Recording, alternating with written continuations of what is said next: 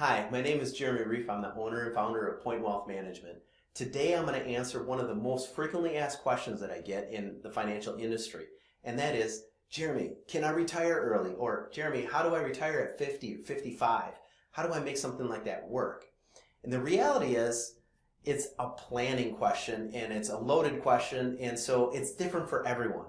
So unless you're independently wealthy, and chances are if you're independently wealthy, you're not watching this video. So for 99% of the population out there, the question is a planning question, but it all revolves around the three-legged stool for income during retirement. And so I'm going to talk about the three-legged stool and the three important things to be thinking about and saying, well, how do I retire early? So without further ado, I'm going to jump right into it. And the first leg of that stool is, what have you saved for retirement?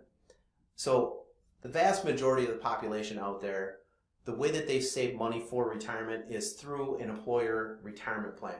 And most employer retirement plans are traditional retirement plans. So traditional IRAs, traditional 401ks, traditional 457 plans.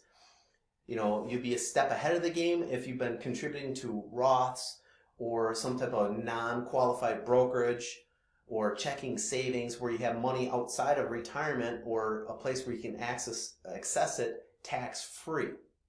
But chances are most retirement accounts are the traditional side and they're taxable. So when you get to retirement and you have to take money out, you're going to have to pay taxes on that money. The IRS also has an age limitation on this. So unless if you're 59 and a half or older, in order to access the funds, it comes with very strict limitations.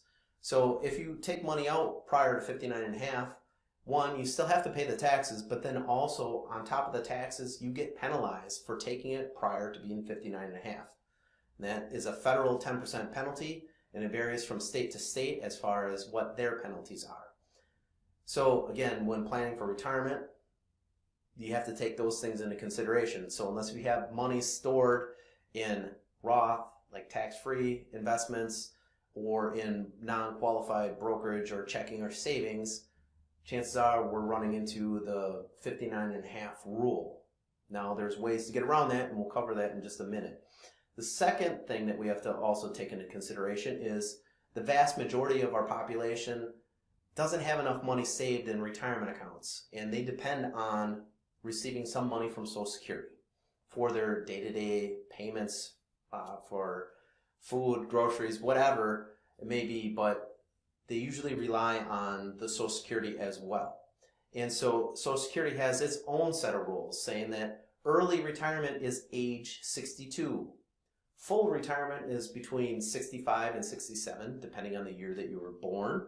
And then the maximum retirement is age 70. So there's an 8-year window as to when do we actually turn on Social Security. Should we turn it on early at full retirement or wait until it's maxed out? And again, the longer you wait, that continues to grow by a decent percentage, close to 8% every year, the longer that you wait to turn that on. And then the third leg of that stool is pensions. Most companies have gone away from having pensions, but there's still a lot of government jobs that offer pensions, state jobs that offer pensions, and maybe, a few odds and ends, some larger companies or like paper mills might still offer some pensions as a good example. But for most people, they don't have that third leg of the stool, having a pension. Pensions are really one of the main keys to allowing people to retire early. Pensions can have Social Security offsets to say, well, I can retire early knowing that I'm going to start collecting a higher amount from my pension, and then it gets reduced later when Social Security turns on at age 62. It allows them to bridge that gap. So that is one main component. So people that have X amount of years in their pension plan might qualify to retire early, or allows them to afford to retire early. But it also comes with saying, well, how do I afford health care at the same token, the flip side of the coin. So we take a look at pensions, which usually allow us to retire early because it provides some form of income to get us around that 59.5 rule, and Social Security doesn't start at 62.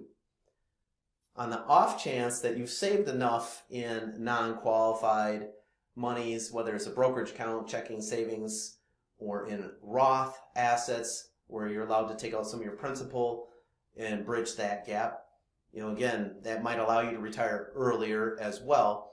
But really, we're looking at 59.5 or 62 in order to get your money out. Now you might say, Jeremy, now wait a minute. I know some people that don't have a pension and they retired early. How did they do it? Chances are, people that retire at 55, they worked for an employer for X amount of years, but once they retire, they leave their money inside their 401k, and employers have a rule where you're allowed to take money out of your 401k at age 55 and avoid that 10% penalty. Now, say you worked at an employer for many, many, many years and then rolled that money from a retirement plan to an IRA, and it's no longer in the company's retirement plan. There's also a rule called 72T. Again, there's more restrictions that go along with that than like an employer's retirement plan or early retirement plan, but it allows you to access your money prior to being 59.5, but you have to do it for a period of years, a minimum of 5 years. Again, there's a lot of rules that go along with it, and I'm not trying to get off into the weeds, but it would allow you to access that money, and as long as that income stream stayed on for a period of years, you could retire early and pull money from a retirement account and avoid that 10% federal penalty. So I know that this was a loaded question and it probably was a little bit too vague, but if you have real specific questions that you would like to ask and want real specific answers, feel free to reach out to me and I'll reply personally. Again, thanks for watching this video. Hope this helped.